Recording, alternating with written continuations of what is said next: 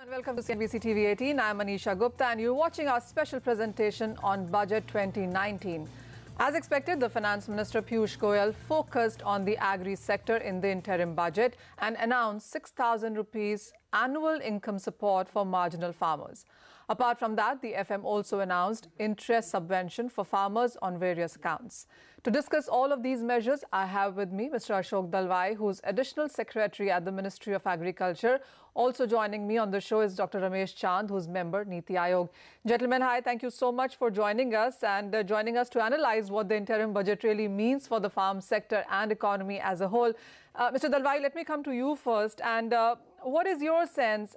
Is the financial assistance of 6,000 rupees per annum for farmers holding land less than 2 hectares, is that enough really?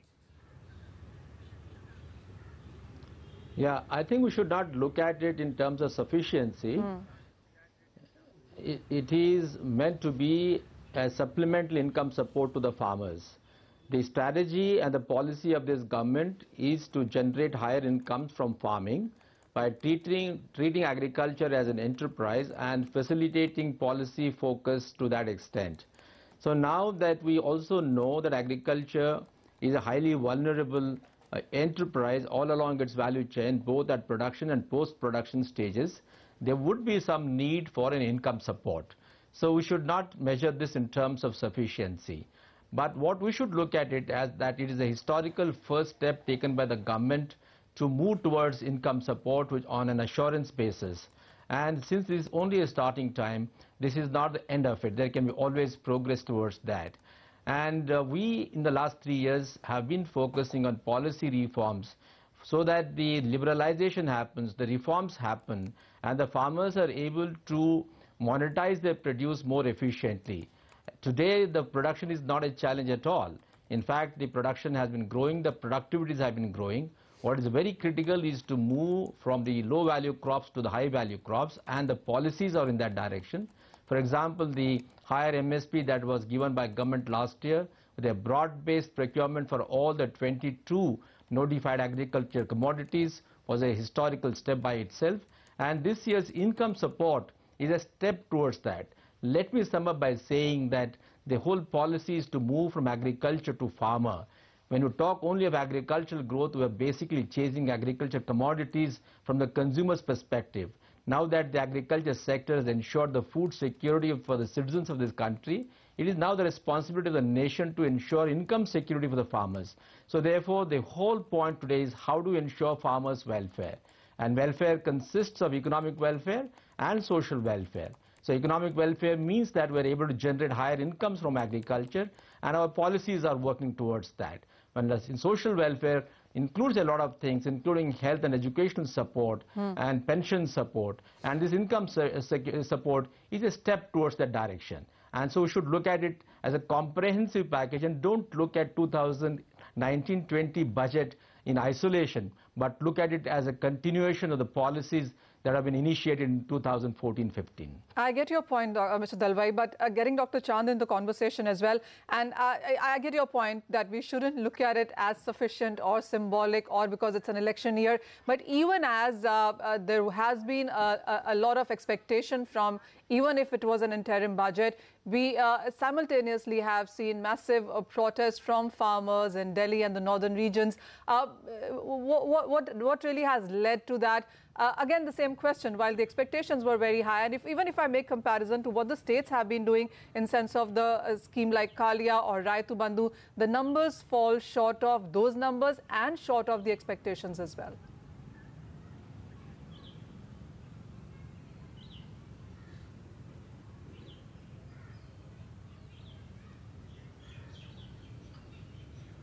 Dr. Chand, this question is to you, sir. Okay, yeah, Manisha, you see, expectation is one thing, and what country can do for any sector, ability of country is the second thing. While I think every country would like to do maximum for its farmer, for its laborer, and for other people who I would say are having low income compared to non-agriculture sector. we also need to look at this in totality. You mentioned about Retu Bandhu and those kind of things, but you look at the other kind of help for the sector which central government is providing. Fertilizer subsidy, 75,000 crore rupees, entirely borne by central government. Procurement largely undertaken by central government. Earlier it was only for rice and wheat. Now you know it is being expanded to oilseed, pulses and coarse grain also. And on the top of it, if you have carefully heard the statements of the finance minister before he announced this rupee 6,000, that last 3 years have been one of the best period in Indian agriculture as far as growth in output is concerned. Including this year, it will turn out to be more than 5%. But farmers have suffered on account of market failure. If you look at prices of agriculture commodity relative to non-agriculture prices, you will just find that there has been a decline in the terms of trade for agriculture. So this, I do not go into causes for that. There are several causes, global and cyclical and other kind of this thing. So if the farmers are getting low prices, or if there is a decline in prices in some commodities, it comes as a big setback to the production, it comes as a big setback to the diversification. You see that 20% fall in vegetable prices, there is a fall in prices of fruits. If this thing continues, it will be a setback to the diversification. It will be a setback to the overall growth of the farm sector. So Dr. Chand, we can broadly divide. Yeah, Dr. Chand, I get your point. Divide agriculture two categories. Yeah, Dr. Chand, I get your point. I only want to come back to one point where you said that this is completely being borne by the central government. States are doing quite a bit as well. And while, of course, I get your point that much has been done in last 3 or 4 years, we have seen increase in MSP. We've been talking about the ENAM. We've been talking about APMC, etc. So a few farmers that we called to get a feedback on, they said, one, it is less than what they expected. That part, of course, we've talked about. The other is the implementation. They're still hopeful that all that has been announced, discussed, will this really be implemented? How much will we see of these monies actually coming into their account?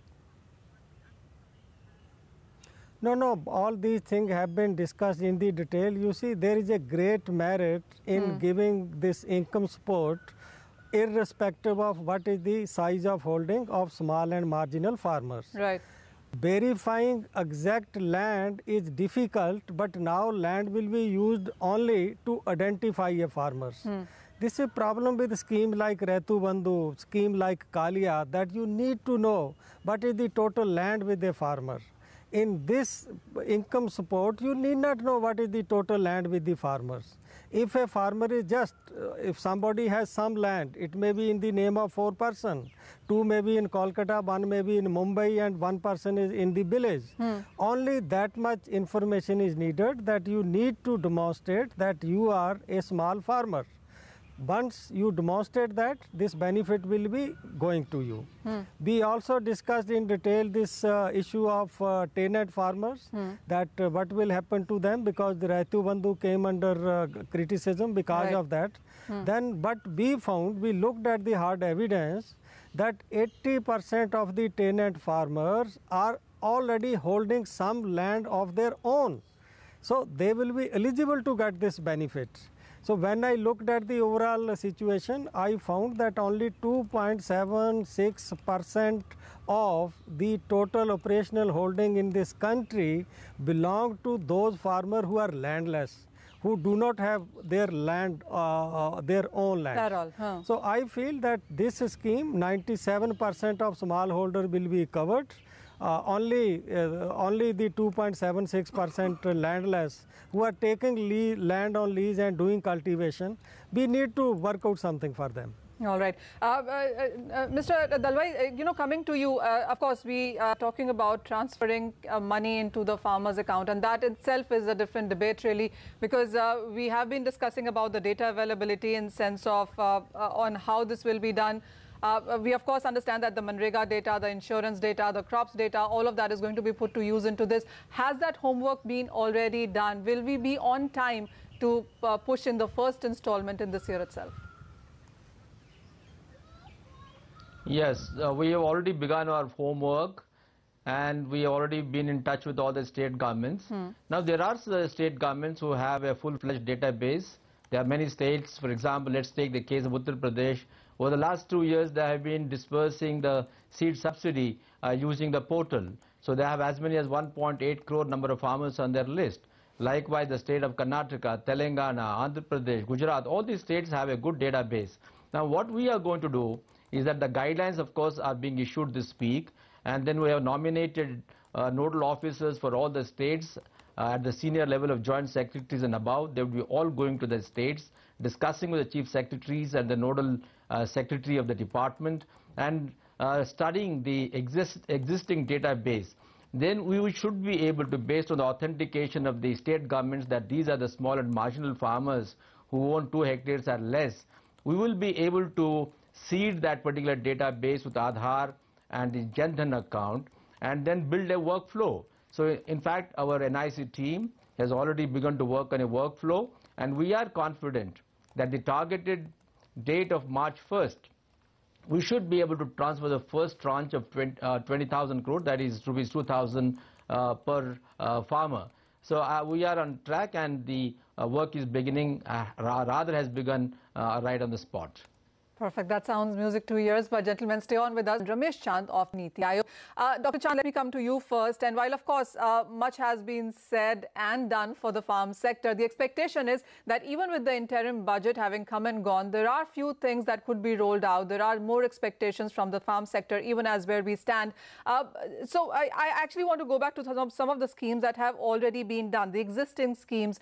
What is your take on that? Does anything change on to this, or the implementation part?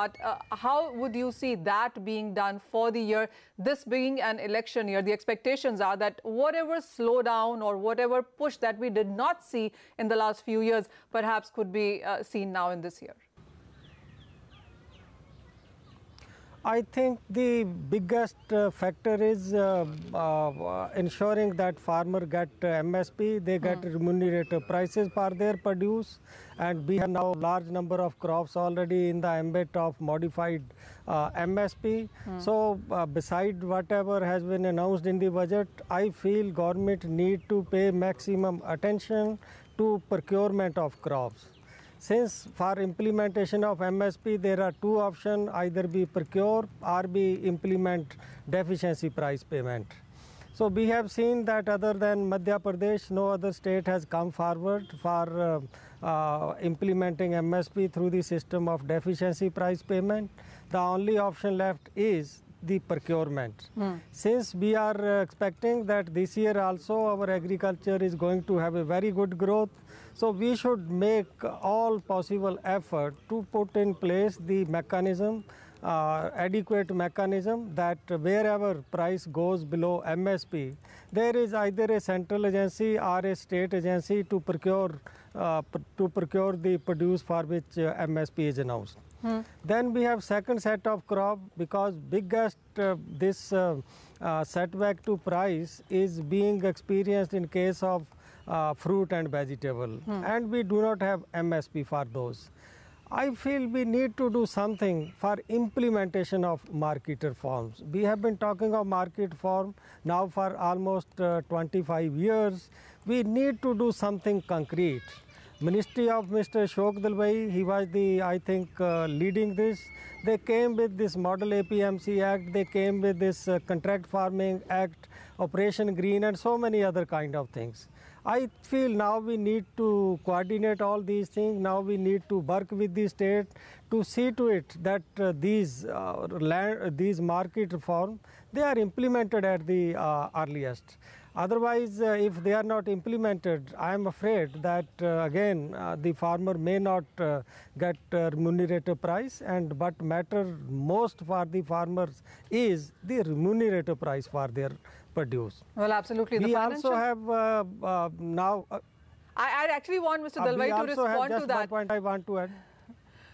Dr. Chand, I want Mr. Dalwai to react to that, because much is now seen in the light of what your ministry actually will do, Mr. Dalwai, because doubling farmers' income as a work also has been now given to you in sense of governing it, implementing it. How close, how far are we from ensuring that farmers do get what they deserve, what really has been announced? Because financial assistance will come and go. It's not even enough, as we understand, because cost of production is higher, the input costs are on the higher side, and the farmers clearly have dismissed the 6,000 rupees per annum into their accounts. So while we are looking at longer structural policies here, what would you say on where we are really? Let me continue the thought of Professor Ramesh Chand. He is perfectly right that we need to focus on certain reforms. And in fact, various reforms and the policies and programs that were designed are all working very well. Let me say, for example, the case of post-harvest management with reference to monetization. We are working on two pillars. One is market reforms, for which we have the online trade platform via the ENAM. And the second one, of course, is the broad-based MSP procurement. You will be very happy to know that ENAM, which was launched in 2016, has begun to perform very well. And one of the key performance indicators is what is the number of bids that a particular farmer's lot gets at the APMC market. What was 2.8 on an average per lot in 2016 has now gone up to 4.8. which only means that we have succeeded through this online trade to break the cartelization of the traders and the commission agents and integrate the physically dispersed markets. But Mr. Dalwai, therefore the price discovery for the farmers is much better. Yeah. But Mr. Dalwai, I just would like to complete that thought. Sure. Yes. Yeah, please go ahead. Go ahead. Yeah. Mr. Dalwai, I just wanted to inject in a thought that while ENAM, of course, has seen better results from where we started, but weren't the targets much higher in sense of commodities, participation, states coming in as well? Would you say that we still are nowhere closer to that? Not at all. In fact, we are pretty ahead of the target. For example, we were supposed to have onboarded 585 number of markets by last year. We have crossed that particular target. We also have Karnataka state, which has its own online trade, and they have onboarded 153 markets. By now, we have more than 800 markets now onboarded in our country out of 2,700, and we are targeting another 200 this year. But I was only giving that example to tell you that our reforms have begun to show results. Sure. And since there will be inefficiencies in the agriculture market, we need to have a government intervention. Therefore, the broad-based MSP procurement has come in. As Professor Ramesh Chand was talking about, that now the MSP procurement has also begun to show results. Let's take the case, for example, of pulses and oilseeds. Almost till 2014-15, we had a situation where the focus was primarily on wheat and paddy, and the procurement of pulses and oilseeds was very meager.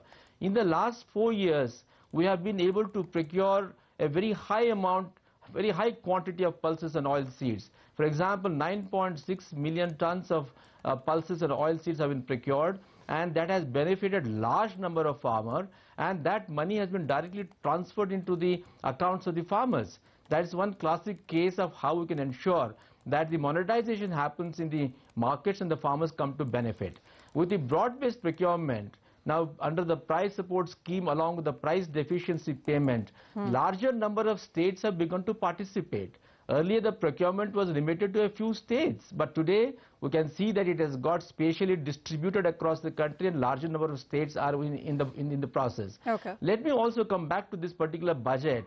I think we should not be just looking at the assured income transfer of rupees 6,000.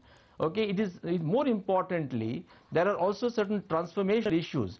As I said, we have been now moving from agriculture to farmer, because so far when we were talking of agriculture, we had been chasing commodities, and commodities were with respect to the consumers. Now we need to ensure that the farmers' welfare is very important, and farmers' welfare comprises economic welfare and social welfare. Economic welfare, which talks about the standard of living of the farmer, will emanate from the incomes that he gets from his farming, and social welfare is what the governmental support will come from. So I think rupees 6,000 transfer is a part of the social welfare transfer, which of course will help him in economic investments too. But along with that, I think we should also keep in mind that for the first time, the unorganized sector, which also comprises the landless agriculture labor, will stand to benefit. With this now mega pension scheme that has come, the pension scheme now talks about a matching grant that the government of India will deposit into the accounts as whenever the farmers or the landless agriculture laborers and other kinds of unorganized labor deposit rupees 55 if they're joining at the age of 18 and 100 rupees if they're joining at the age of 29. Right. Now this landless agriculture labor class will stand to benefit from an assured pension of rupees 3,000 per month after the age of 60. So now this is also a part of welfare. Yes, and more importantly, the agriculture, which has generally been equated to the crop sector, is now transcending and expanding its horizon. Agriculture means crop sector, it means horticulture, it means animal husbandry, dairy, poultry, as well as fishery sector. Yes, and we've seen now much of that being brought department of fishery sector into the ambit. Yes, yes.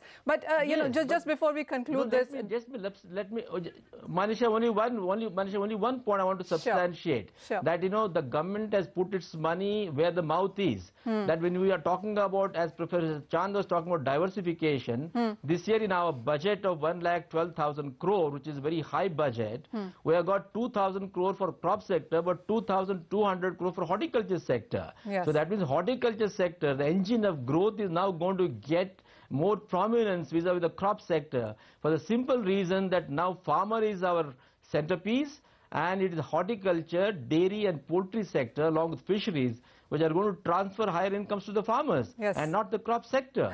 The crop sector will look at the carbohydrates and ensure food security. So therefore, I do get your point. Budget, not in terms of 6,000. Getting everything inside. But as I was saying, just before we conclude this, Dr. Chand, your final remarks on this, on with the whole thing, where do you see now the agriculture sector headed? What is your thinking or thought on what really needs to be done on priority right now?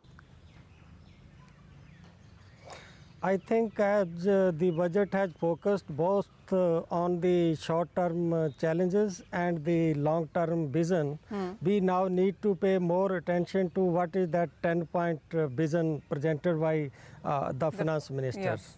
That 10-point vision contained 2 points for agriculture, which emphasizes this agriculture productivity, diversification, and he also talks of making India 5 trillion economy, then 8 trillion economy, like that.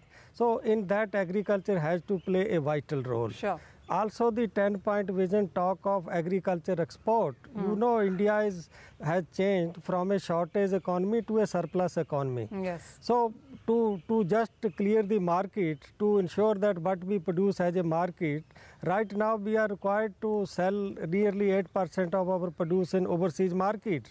In next few years, we will require overseas market for 15% produce.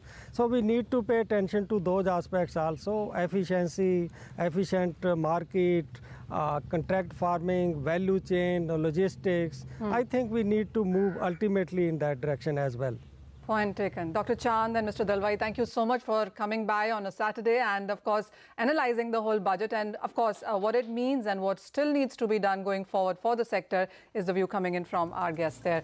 With that, it's time to wrap up this discussion. Thank you, gentlemen, so much.